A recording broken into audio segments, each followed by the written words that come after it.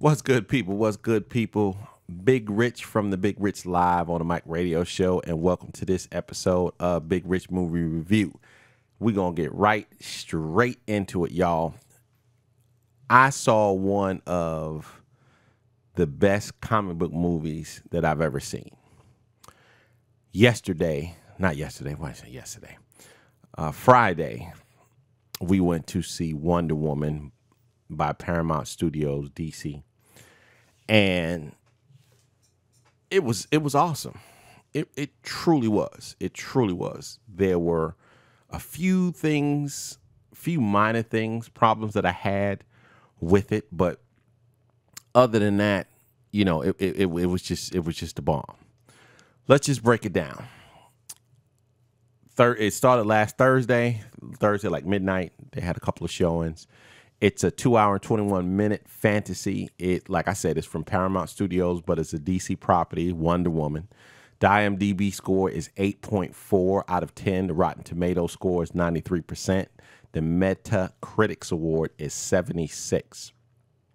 Basically, a synopsis of it is, before she was Wonder Woman, she was Diana, Princess of the Amazon, trained warrior.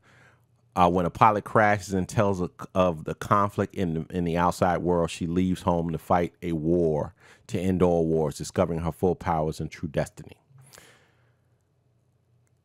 Gal Gadot played Diana Prince, Wonder Woman. Chris Pine played Steve Trevor. Colleen Nielsen played Queen Hippolyta. Robin Wright, General Antiope. And then the big bad was David Twellis. He played Sir Patrick, which is AKA Ares, the war of God, the god of war. It started out a little slow. The first act, right? The first act. Again, it's going to be spoilers. I should say that it's going to be a few spoilers, not a whole lot of spoilers, because this is like the first time I'm coming out with a review of a blockbuster like 2 or 3 days after it debuted. So I want to make sure that I don't use too many spoilers. But I'll just go over some of the things in the movie. The first act basically starts out as Gal Gadot, an adult. She's Diana Prince. She lives in London. And then basically she narrates through her mind, not that she's speaking. Sorry about that. I don't know what just happened there.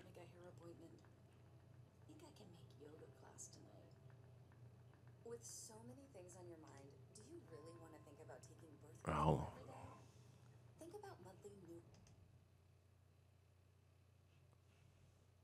Sorry about that. Sorry about that. I don't know what just happened there. She didn't narrate it, but it was just basically she was reminiscing and, like she was daydreaming. That's what it showed you. So it jumped all the way back to Themyscira, which is where she's from. It's an island shrouded by fog. And I want to say the South Pacific. I want to say that. If not the South Pacific, then it had to have been somewhere near, I would say, South America. And I'll explain to you why I came up with that later on. And she's never seen a man. There are no men on Themyscira. So it is implied that it's a lesbian colony, but she is the only child, which is sort of funny to me because she was the only child on Themyscira. And it started when she was a child. But then it showed her growing up. So she grew up from a child to a woman, but the other Amazons stayed the same. You know what I'm saying? So it's kind of weird the way that happened. But I would say an average person who would go, right? An average moviegoer probably wouldn't have noticed it. You know what I'm saying? They wouldn't, whatever. But because I know the story, I'm a comic book buff and stuff like that. That was something that I noticed. And I was like, it was not really explained. And I thought that was kind of cheap. You know, that's what I thought. I thought it was kind of cheap the way it wasn't explained. So that was the first problem I had. The second problem I had was that anybody who knows the comics knows that the general of the army, in the comics again, a leader in the army was African American. That particular storyline or character was whitewashed, and it was sort of changed because, again, I'm not the biggest Wonder Woman nerd, geek, whatever you want to call me. And I want you guys to put it down in the comments if I'm wrong, but I don't remember Queen Hippolyta ever having a sister, and Diana Prince or Princess Diana ever having a aunt. You feel what I'm saying? So I just felt that was sort of cheap. That's what I'll say. And it was actually brought to my attention by Grace Randolph on her movie review. And I was like, you know what? I didn't even think about it. I forgot all about that. So yeah, you had a little problem with that. Second, again, like I said, real minor. I love the way Steve Trevor and Chris Pine was introduced. I understand the action sequences were awesome. The special effects, the fighting choreography was awesome. It was A1. But jump to Trevor telling Diana basically about this war. Diana, because she's never left the island, all she's done is read and train. She understands and accepts her role as the protector of mankind. So then she decides to move. She decides to make the move and leave Themyscira with Trevor to basically kill Ares and stop this war. The reason I said it's probably somewhere close to South America, Argentina type way is because by leaving Themyscira, they sailed from Themyscira and then they arrived in London. So this is what I'll say. If they're in the South Pacific, how the heck do they get, because there ain't no Panama Canal back then, how do they get from the South Pacific to London in like a day? You follow what I'm saying? So that's why I figured Themyscira, I surmised that Themyscira was maybe somewhere north of Argentina, maybe off the coast of Brazil, that type of stuff. If we're using semantics, right? Once she gets to man's world, first thing she said is hideous, because if you look at the way London looked back then and where Themyscira was, it's like night and day. So the comic relief was Chris Pine. Chris Pine was not the let me save you. You know what I'm saying? You remember I've always said before, in movies where they had a female lead, is always some man has to come in and save the day. What I liked about, no, actually, let me backtrack. What I loved, excuse me, what I loved about this is Steve Trevor and the other men that were in his group were not saviors. They were assistants. Diana was the hero. She was the leader, even though she didn't set out to be the leader. It wasn't like it wasn't like a feminist movement where it was like, okay, you men follow me, I'm gonna do this, that, and the third. It wasn't like that. It was just that she was a natural leader because she was a warrior, because she was a god, if you will. Now, again, jumping through then, instead of the way it went in the comic books, as far as how she was introduced in the World War I, because in the comic books, Wonder Woman that's how they all came together. But there was also Superman, you know what I'm saying? There was also other super beings that made up a team that assisted in annihilating the Nazi regime. So they changed that up a little bit. I liked it. I wasn't I wasn't too mad about the way they changed that. Again, I don't want to give too many spoilers out because I know this is just the first week and I know a lot of you guys and gals are going to go. So I'm trying to explain it without letting a whole lot of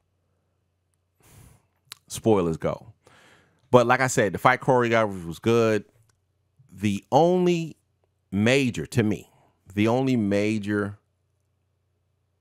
thing that I felt that they failed on is it's always like a romance. I hate that. A man and a woman cannot do things together without, excuse my French, fucking each other. And I know that's a curse. I'm sorry, but it just pisses me off. You know, it was like all of this crescendo, all of this build up. You know, you've had fights with the Nazis already. You've had exciting and dynamic destruction. Then all of a sudden, now and it was only like 5 minutes long, but now you have a build up to a possible relationship and they get together and all that old stupidness. Then what's funny is right after that, it like goes back to where it was before. You know what I'm saying? So it was something like, well, we're going to throw this in for the little heartthrob so we can get people, that type of stuff, right? I just felt that whole 5-minute scene could have been left out of the movie and you still would have thought the same. You would have thought that Steve Trevor fell in love with Diana and Diana fell in love with him and that was it. You follow what I'm saying? If you want a romantic film, then make a romantic film. I hate when people be like, well, you know, we just going to throw crap up against the wall and see what sticks. So we're going to, this is an action flick, but we're going to also make it a suspense flick. We're also going to put a little romance in it, that type of stuff right there. And what happens is you might bring in a few other people, but then you turn off some other people because they're like, look, I don't want to see this. Well, what does this have to do with the whole plot of the movie? So that was like my major bump. The last, which I would say the second thing, is the big bad. The way they had the guy that played him, I like him. I first saw him in the Harry Potter movies. He's I want to say, English actor. He's a really good actor. But when you look at Ares, the god of war, when you look at Wonder Woman, because I was a detractor when they had hired Gal Gadot to play Wonder Woman. Let me say this. She played a great, not good, she played a great Wonder Woman, but she still does not have the build, in my estimation, to be Wonder Woman. I'm not saying that she had to put on another 50 pounds of muscle. I'm not saying that. But what I'm saying is they're saying they've changed the backdrop of Diana Prince, Wonder Woman, being made of clay and just an Amazon. She might be the most powerful Amazon, but she's still an Amazon. To she is a god because her mother Hippolyta was seduced or had a relationship with Zeus. I'll put that out. That's a little spoiler. Okay, so they changed that. So, okay, if you say that she's a god, then to be in that skinny model body, even though Gal Gadot looked good, she's beautiful. Put it like this. If you can cut Gal Gadot's head off, right, take her beauty and put it on a body with maybe a little bit more meat on her frame, I think it would have worked. If you look at Linda Carter came on before anybody really knew of it, because you think about it, and again, I know I'm dating myself by bringing up Linda Carter and the Wonder Woman series that came on TV in the 70s. You wasn't really saying that she was a god. In this new DC universe, what they're trying to say is that Wonder Woman is just as powerful as Superman. I don't see how, but that's neither here nor there. Regardless, before that, she, to me, always was the second powerfulest, the second most powerfulest, that's not a word, the second most powerful being in the DC universe. Then if you want to put the Martian Manhunter up there, then, you know, they're right in there. But still, Superman is just that, Superman. Superman is the strongest being in the DC universe on the hero side. You feel me? So that threw me off a little bit, but her acting, I just feel that she's Wonder Woman. You know, from now on, I think she's locked that up to be Wonder Woman. I wish she put on a little bit more weight, fill out the uniform a little bit more.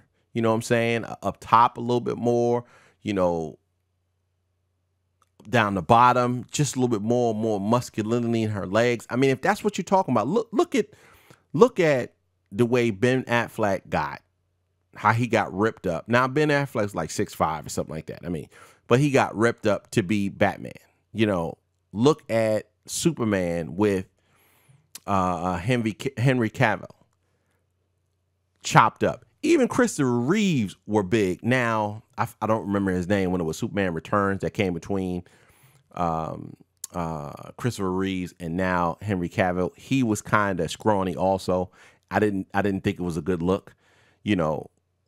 So I don't know. I don't know how they fix that. I really don't. I don't know if they'll ever fix that because she's the same.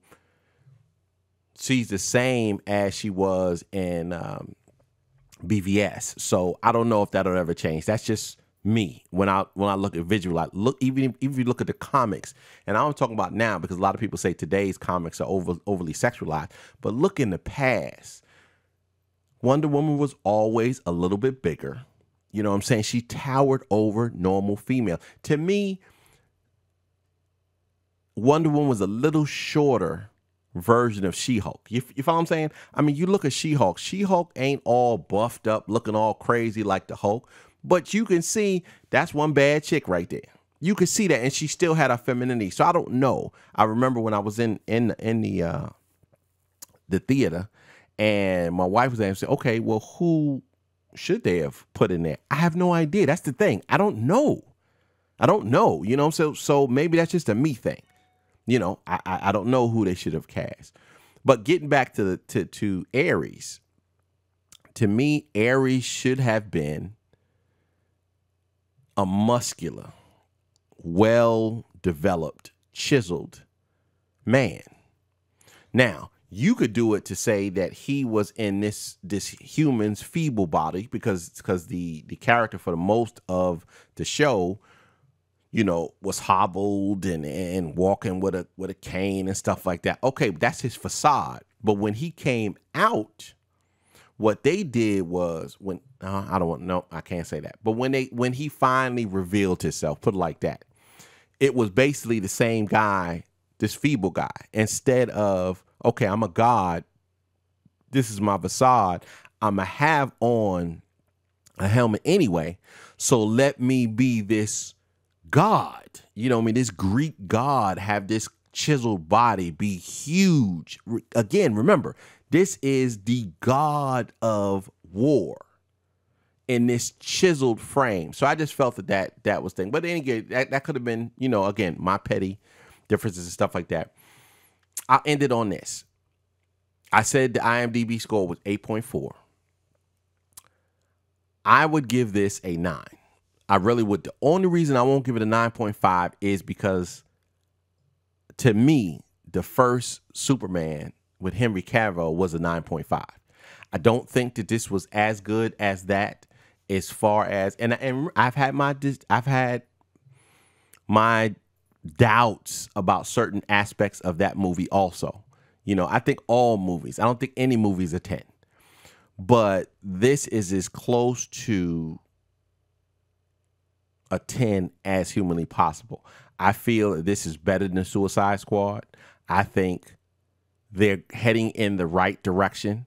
I can't wait for Batman. Well, I'm not even going to say Batman because I don't like Jay Leto as the Joker. So forget Batman. I'm still going to go see it because I have now turned into a Ben Affleck fan.